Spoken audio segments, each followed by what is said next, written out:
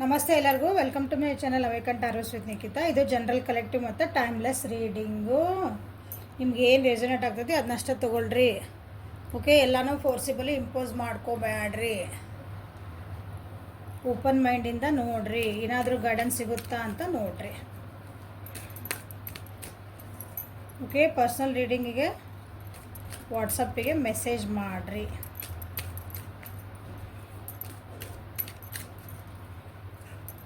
ಕಾಲ್ ಮಾಡಿನೇ ನಿಮ್ಗೆ ರೀಡಿಂಗ್ ಕೊಡ್ತೈತಿ. ಅಂದರೆ ನಿಮ್ಮ ಜೊತೆಗೆ ಮಾತಾಡಿದ ಮೇಲೆ ರೀಡಿಂಗ್ ಕೊಡೋದು, ಚಾಟ್ ಒಳಗೆಲ್ಲ ರೀಡಿಂಗ್ ಕೊಡೋದಿಲ್ಲ. ಓಕೆ, ಸೊ ಇವತ್ತಿನ ದಿನ ಹೆಂಗಿದೆ ಅಂತ ನೋಡೋಣ. ನಿಮ್ಮದು ಮತ್ತು ನಿಮ್ಮ ವ್ಯಕ್ತಿದು ಇವತ್ತಿನ ದಿನ ಏನು ನಿಮಗೆ ಎನರ್ಜೀಸ್ ಏನು ಬರ್ತಾ ನೋಡೋಣ.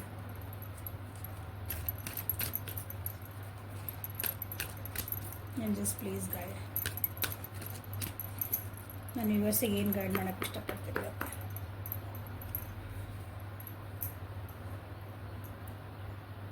Your household situation is improving either through a move or a healthy change in the occupants. Mostly ಈ ಕಾರ್ಡ್ ಈಗ 1-2-3 ಸಲ ಬಂದೈತೆ ಅನ್ಕೊತೀನಿ. ಯಾರು ನನ್ನ ವೀಡಿಯೋಸ್ ಆಗಲಿಲ್ಲ ದಿನ ಯಾರು ನೋಡ್ತಿರಲ್ಲ ರೆಗ್ಯುಲರಾಗಿ, ನಿಮ್ಮ ಮನಸ್ಥಿತಿ, ನಿಮಗಿರೋ ಪರಿಸರದ ಸ್ಥಿತಿ, ನೀವೆಲ್ಲಿ ಕರಿಯರ್ ಒಳಗಿರ್ಬೋದು, ಜಾಬ್ ಒಳಗಿರ್ಬೋದು, ನಿಮ್ಮ ಹಣಕಾಸಿನ ವ್ಯವಸ್ಥೆ ಅದ್ರದ್ದು ಬಗ್ಗೆ ಇರ್ಬೋದು, ಓದೋ ಮಕ್ಕಳಿರ್ಬೋದು, ಮನೆಯೊಳಗೆ ಗೃಹಿಣಿಯರಿರ್ಬೋದು, ಯಾರು ನೋಡಕತ್ತಿರಲ್ಲ ಈ ವಿಡಿಯೋನ, ನಿಮ್ಮದು ಇರೋ ಪರಿಸ್ಥಿತಿ ಏನೈತಲ್ಲ ಅದು ಇಂಪ್ರೂವ್ಮೆಂಟ್ ಆಗ್ತಾ ಇದೆ. ಅಲ್ಲಿರೋ ಜನ ಬದಲಾಗ್ತಾ ಇದ್ದಾರೆ, ನಿಮ್ಮ ಪರಿಸ್ಥಿತಿಗಳು ಮೆಲ್ಲಗೆ ಬದಲಾಗ್ತಾ ಇದ್ದಾವೆ. ಚೇಂಜಸ್ ಆಗೋದು ಯಾವಾಗಲೂ ಒಂದೇ ಸಲ ಚೇಂಜಸ್ ಆಗೋದಿಲ್ಲ. ನೀವು ಚೇಂಜ್ ಆಗ್ತಾ ಇದ್ದೀರಿ. ಹಾಗಾಗಿ ನಿಮ್ಮ ಹೌಸ್ ಹೋಲ್ಡ್ಸ್ ಅಂದರೆ ನಿಮ್ಮದು ಪರಿಸ್ಥಿತಿ ಸುಧಾರಿಸ್ತಾ ಇದೆ, ಒಳ್ಳೆ ರೀತಿಯಿಂದ ಸುಧಾರಿಸ್ತಾ ಇದೆ ಅಂತ ಹೇಳ್ತಿದ್ದಾರೆ. ಸೊ ಹೋಮ್, ಎಸ್ಪೆಷಲಿ ಮನೆ ಒಳಗೆ, ಮನಿ ಅಂತಂದ್ರೆ ಮನೆ ಅಂದ್ರೆ ಹೋಮ್, ಮನೆ ಇಂಗ್ಲೀಷ್ ಮನೆ ಅಲ್ಲ, ಕನ್ನಡ ಒಳಗಿನ ಮನೆ. ನೀವು ವಾಸ ಮಾಡ್ತಿರಲ್ಲ ಸ್ಥಾನ, ಅಥವಾ ನೀವೆಲ್ಲಿ ಕೆಲ್ಸಕ್ಕೆ ಹೋಗ್ತೀರಿ building, we can call it as a building ಅಂತ ಅಂದ್ಕೊಳ್ರಿ.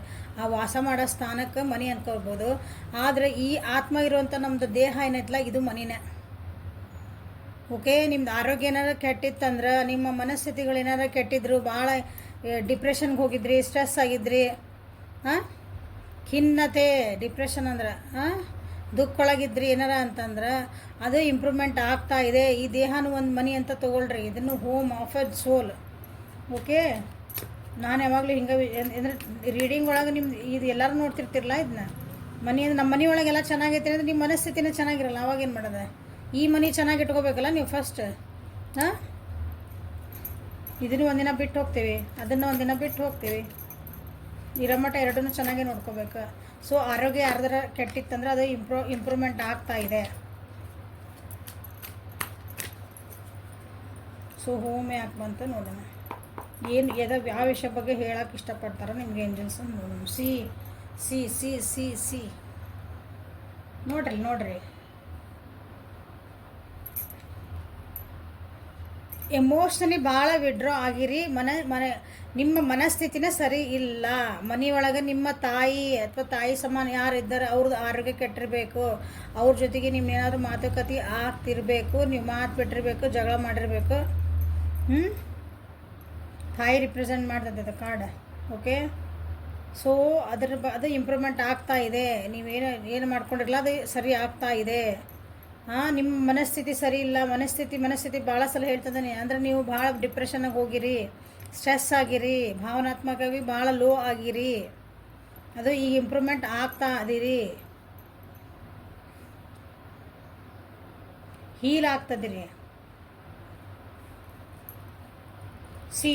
ನಿಮ್ಮ ಜೀವನೊಳಗೆ ಬಿಗ್ ಚೇಂಜಸ್ ಬರ್ತದವು. ಏನೋ ಒಂದು ಏನಂತೀರಿ, ಅದು ಭಾಳ ದೊಡ್ಡ ಚೇಂಜ್ ಜೀವನದಾಗ. ಹಿಂಗೆ ಚಕ್ರ ತಿರುಗ್ತೈತಿ ಅಂತೇವಲ್ಲ ಗಾಲಿ, ಹಂಗೆ ಒಂದು ದೊಡ್ಡ ಬಿಗ್ ಚೇಂಜಸ್ ಬರ್ತದವು. ಟ್ರಾನ್ಸ್ಫಾರ್ಮೇಷನ್ ಆಗ್ತದಿರಿ. ನಾ ಏನು ಹೇಳಿ ಅರ್ಧ ಕಾರ್ಡ್ಸ್ ಬಂದವಲ್ಲ, ನಾವೇನು ನೋಡ್ರಂಗಿಲ್ಲ ತಾನೇ ಬರ್ತಾವೆ. ಟ್ರಾನ್ಸ್ಫಾರ್ಮೇಷನ್ ನಿಮ್ಮ ಜೀವನದೊಳಗೆ ಚೇಂಜಸ್ಸು, ಹೀಲಿಂಗು. ಹೌದಾ? ಇದು ನೋಡ್ರಿ, ಅಲ್ಲೋನ ಖಿನ್ನತೆಯಿಂದ ನೋಡ್ರಿ ಕತ್ಲಿಂದ ಬೆಳಕಿನ ಕಡೆಗೆ ಹೊಂಟಿರಿ. ನಿಮ್ದಿರೋ ಪರಿಸ್ಥಿತಿಯಿಂದ ಹೊರಗೆ ಬರ್ಬೇಕಂತಲೂ ವಿಚಾರ ಮಾಡ್ತೀರಿ. ಸೊ ಅದು ಇಂಪ್ರೂವ್ಮೆಂಟ್ ಅಂತ ಬಂದೈತಿ. ಇವತ್ತಿನ ದಿವಸ ನಿಮಗೆ ಅದಕ್ಕೆ ಇನ್ನೊಂದು ದಾರಿ ತೋರಿಸ್ತೈತಿ, ಅಥವಾ ಇವತ್ತಿನ ದಿವಸ ಒಂದು ಸ್ವಲ್ಪ ದಿನ ಹೊರಗೆ ಬಂದು ಖುಷಿ ಆದೆ ಅಂತ ನಿಮ್ಗೆ ಅನ್ನಿಸ್ತತಿ. So inner voice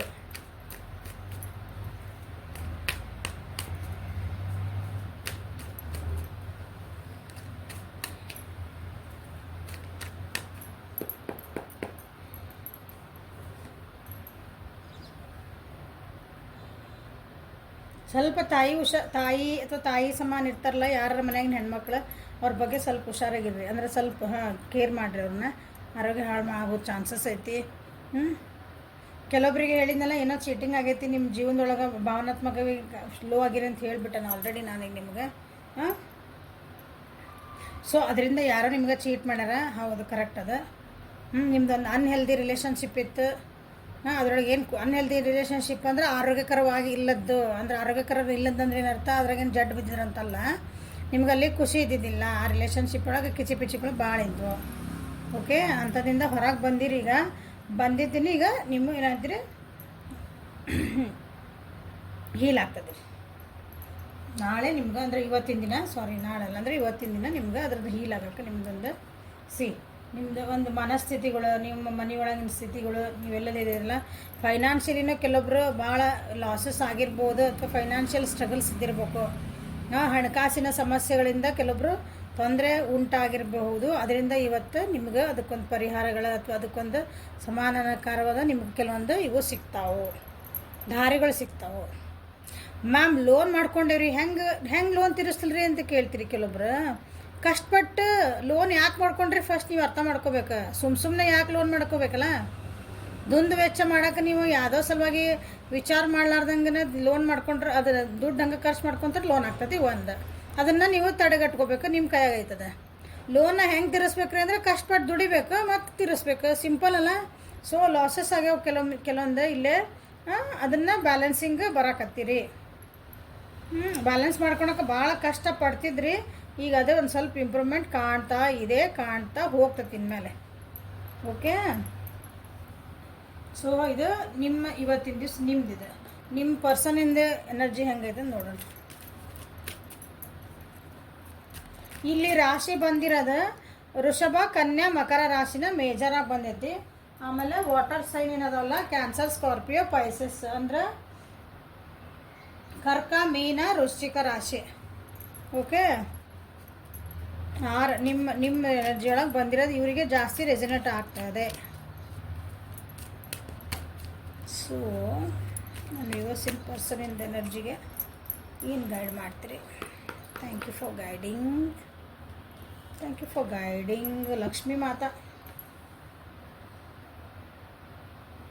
stop worrying, everything is going to be fine. See ನೋಡ್ರಿ, ನಿಮಗೂ ಇಂಪ್ರೂವ್ಮೆಂಟ್ ಆಗ್ತಾಯಿದೆ ಅಂತ ಬಂದೈತಿ. ನಿಮ್ಮ ಪರ್ಸನಿಂದ ಎನರ್ಜಿ ಒಳಗೂ ಅವರು ಏನೋ ಒಂದು ವಿಷಯದ ಬಗ್ಗೆ ಭಾಳ ವರಿ ಮಾಡ್ಕೊತಿದಾರೆ, ಭಾಳ ವಿಚಾರ ಮಾಡ್ತಿದ್ದಾರೆ, ಭಾಳ ಏನಂತೀರಿ ಓವರ್ ಥಿಂಕ್ ಮಾಡ್ತಿದ್ದಾರೆ. ಆಲೋಚನೆ ಭಾಳ ಅಂದ್ರೆ ಭಾಳ ಮಾಡ್ತಿದ್ದಾರೆ. ಸೊ ಅದು ಎಲ್ಲನೂ ಸರಿ ಆಗ್ತೈತಿ. ಸೊ ವರಿ ಮಾಡ್ಕೋಬೇಡ ಅಂತ ಅವರಿಗೆ ಲಕ್ಷ್ಮೀ ಮಾತಾ ಹೇಳ್ತಿದ್ದಾರೆ. ಲಕ್ಷ್ಮೀ ಮಾತಾ ಅಂದ್ರೆ ದುಡ್ಡು, ಹೌದಾ? ನಮ್ಗೆ ಲಕ್ಷ್ಮಿ ಅಂದ್ರೆ ಸೊ ದುಡ್ಡಿನ ಸಮಸ್ಯೆನ ಏನಾದ್ರು ಇರ್ಬೋದು ಅವರಿಗೆ.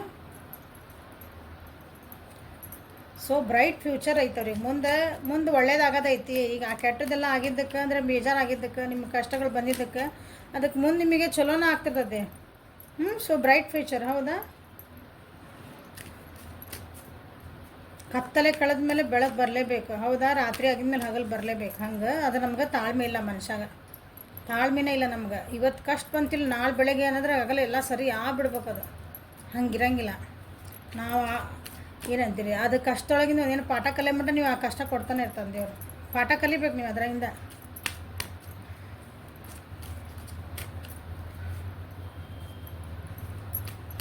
ಸೊ ಬ್ರೈಟ್ ಫ್ಯೂಚರ್ ಯಾಕೆ ಬಂತ ನಿಮ್ಮ ಪರ್ಸನಿಗೆ ನೋಡೋಣ, ಏನು ಬಗ್ಗೆ ವರಿ ಮಾಡ್ಕೊಂಡಿದ್ರೆ.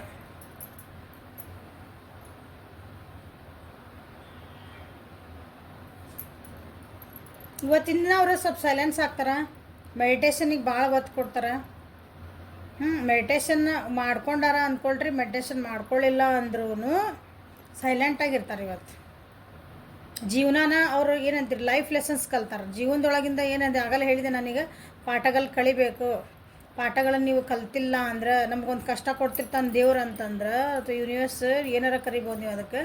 ಹಾಂ, ನೀವು ಅದಕ್ಕೆ ಒಂದು ಕಷ್ಟ ಕೊಡೋ ಮುಂದೆ ನಮ್ಗೆ ಅದಕ್ಕೆ ಬಂತಿದು,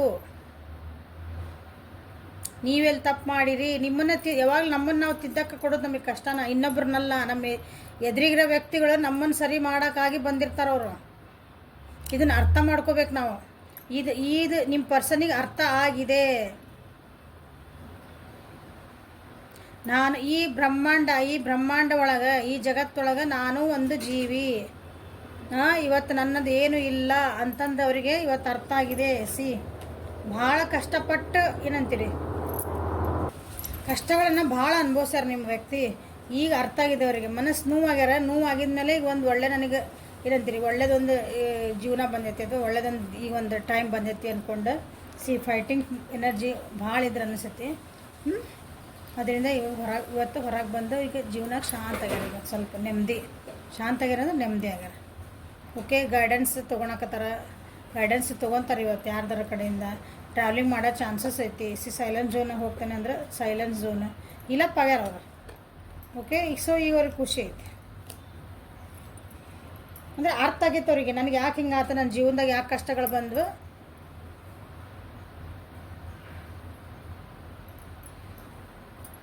ಸೊ ಎಕ್ಸಿಸ್ಟೆನ್ಸ್ ಯಾಕೆ ಬಂತು ನೋಡೋಣ. ಇಲ್ಲಿ ನಂಬರ್ ನಿಮ್ಮ ವ್ಯಕ್ತಿಯೊಳಗೆ 1 ನಂಬರ್ ಬಂದೈತಿ, ನಿಮಗೆ ನಂಬರ್ 2 ಬಂದೈತಿ. 2 ಮೇಜರ್ ಅರ್ಕನಗಳ. ಸೊ ನೋಡಿರಿ, ಮೇಜರ್ ಅರ್ಕನ್ ಅಂದ್ರೆ ನಿಮ್ಗೆ ಒಂಥರ ಲೈಫ್ ಒಳಗೆ ಶಿಫ್ಟಿಂಗ್ ಎನರ್ಜೀಸ್ ಅವು. ನೀವು ಕಲೀಲೇಬೇಕಾದಂಥ ಪಾಠಗಳು ನೀವು ಕಲಿಯೋ ಮಟ್ಟ ಅವು ನಿಮಗೆ ತಪ್ಪಿದ್ದಲ್ಲ, ಹಂಗವು.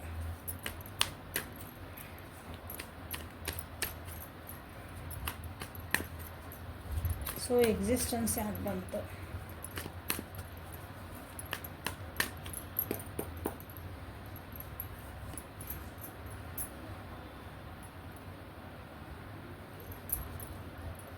ಇಷ್ಟು ದಿನ ಅವರಿಗೆ ಚೇಂಜಸ್ ಮಾಡ್ಕೊಳ್ಳಿಕ್ಕೆ ಭಾಳ ಹೆದರ್ತಿದ್ರು ಜೀವನದಾಗ. ನಾನು ಹೇಳಿದ್ನಲ್ಲ, ನಾವು ಒಂದು ಸಲ ಅರ್ಥ ಮಾಡ್ಕೊಂಡ ಮಟ್ಟ ನಮಗೆ ಜೀವನ ಅದು ಅರ್ಥ ಆಗೋ ಮಟ್ಟ ಈ ಕಷ್ಟ ಯಾಕೆ ಬಂತು, ಈ ಕಷ್ಟ ಕೆಲವೊಂದು ಬಂದಾಗ ನಾವು ಚೇಂಜ್ ಆಗಬೇಕಾಗ್ತದೆ. ಹೌದಾ, ಒಪ್ಕೊತೀರಾ ಎಲ್ಲರೂ ಇದನ್ನ? ಹಾಂ, ನಮಗೆ ಕೆಲವೊಂದು ಏನೋ ಒಂದು ಪರಿಸ್ಥಿತಿ ಬಂದು ನಮ್ಮ ಎದುರಾದಾಗ ಆವಾಗ ನಮ್ಮನ್ನು ನಾವು ಚೇಂಜ್ ಮಾಡ್ಕೊಳ್ಳೇಬೇಕು. ಆವಾಗ ನಾವೇನು ಮಾಡ್ತೀವಿ, ನಾವು ಚೇಂಜ್ ಮಾಡ್ಕೊಳಕ್ಕೆ ಹೆದರ್ತೀವಿ. ನಾನು ಹಿಂಗಿದ್ದೆ, ನಾನು ಹಿಂಗೆ ಅಂದ್ರೆ ಪರಿಸ್ಥಿತಿ ನಂಗೆ ಚೇಂಜ್ ಮಾಡಿಸ್ತದೆ, ಏನು ಮಾಡೋಕ್ಕೆ ಬರಲ್ಲ. ಹಂಗೆ ಹೆದರ್ತಿದ್ರು ನಿಮ್ಮ ವ್ಯಕ್ತಿ. ಈಗಿಲ್ಲ, ಚೇಂಜ್ ಆಗ್ಯಾರ ಅವ್ರು. ಜೀವನಕ್ಕೆ ಜೀವನ ಮಾಡೋಕೆ ಚೇಂಜಸ್ ಮಾಡ್ಕೊಳೋದು ಅದಷ್ಟು ಈಸಿ ಇರೋಂಗಿಲ್ಲ ಆ್ಯಕ್ಚುಲಿ. ಜೀವನ ನಾವು ಹೇಳ್ದಷ್ಟು ಈಗ ಜೀವನೊಳಗೆ ಆಮೇಲೆ ಅದು ಗ್ರ್ಯಾಜುವಲ್ ಚೇಂಜಸ್ ಅದು, ಮೆಲ್ಲಗೆ ಪ್ರೊಸೆಸ್ ಅದು. ಸಣ್ಣಗೆ ನಿಮಗೆ ಗೊತ್ತಿಲ್ಲದಂಗೆ ನೀವು ನಿಮ್ಮ ವ್ಯಕ್ತಿತ್ವಗಳು ನಿಮ್ಮದು ಕೆಲವೊಂದು ನಿಮ್ಗೆ ಸ್ಪಂದನೆ ಮಾಡೋದು ಏನಂತೀರ, ಅದು ರೆಸ್ಪಾಂಡ್ ಮಾಡೋದು ಒಂದು ಇದಿರ್ತದಲ್ಲ, ಅದು ಎಬಿಲಿಟಿ ಏನಲ್ಲ, ಅದಕ್ಕೆ ರೆಸ್ಪಾಂಡ್ ಏನು ಮಾಡ್ತಿದ್ರಲ್ಲ ಅದು ಚೇಂಜ್ ಆಗ್ಬಿಟ್ಟಿರುತ್ತೆ. ನಿಮ್ಮ ಎದುರಿಗೆ ಯಾರು ನಿಮ್ಮ ಭಾಳ ನಿಮ್ಮನ್ನ ಹತ್ತಿರದಿಂದ ನೋಡಿದ್ರೆ ಅಥವಾ ನಿಮ್ಮ ಫ್ರೆಂಡ್ ಸರ್ಕಲ್ ನಿಮ್ಮ ಮನೆಗೆ ಯಾರು ನೋಡಿದ್ರೆ, ಹೌದು ಇವ್ರು ಎಷ್ಟು ಹಿಂಗಿದ್ರೆ ಹಿಂಗಾಗ್ಯಾರಲ್ಲ ಅಂತಾರ. ಇಲ್ಲ ನಿಮ್ಗೆ ಗೊತ್ತಾಗ್ತದೆ ಒಂದೊಂದ್ಸಲ, ನಾನು ಇದಕ್ಕೆ ಹಿಂಗೆ ರೆಸ್ಪಾಂಡ್ ಮಾಡ್ತಿದ್ದೆ, ನನಗೆ ಹಿಂಗೆ ಸ್ವಲ್ಪ ಯಾರು ಏನಾದ್ರೆ ನಾನು ಭಾಳ ಸಿಟ್ಟು ಬರ್ತಿತ್ತು, ಇಲ್ಲ ನಾನು ಭಾಳ ಅಳ್ತಿದ್ದೆ, ಜಗಳ ಮಾಡ್ತಿದ್ದೆ. ಈಗಿಲ್ಲ, ನಾನು ಎಷ್ಟು ಸೈಲೆಂಟ್ ಆಗೇನೆ, ನನಗೇನು ಅನ್ಸಕತ್ತಿಲ್ಲ. ನಿಮಗೆ ಗೊತ್ತಿರಲ್ಲ ಅದು ಆ ಪರಿಸ್ಥಿತಿಗಳು ನಿಮ್ಮನ್ನು ಹಂಗೆ ಆ ರೀತಿ ನಿಮ್ಮ ವ್ಯಕ್ತಿ ಅದರಲ್ಲ ಚೇಂಜ್ ಆಗಿ ಸೈಲೆಂಟ್ ಆಗ್ಯಾರ. ಈಗ ಅವರಿಗೆ ನೀವೇನು ಮಾಡಿದ್ರೆ ಹೆದರಂಗಿಲ್ಲ ಅವ್ರ ಜೀವನಕ್ಕೆ.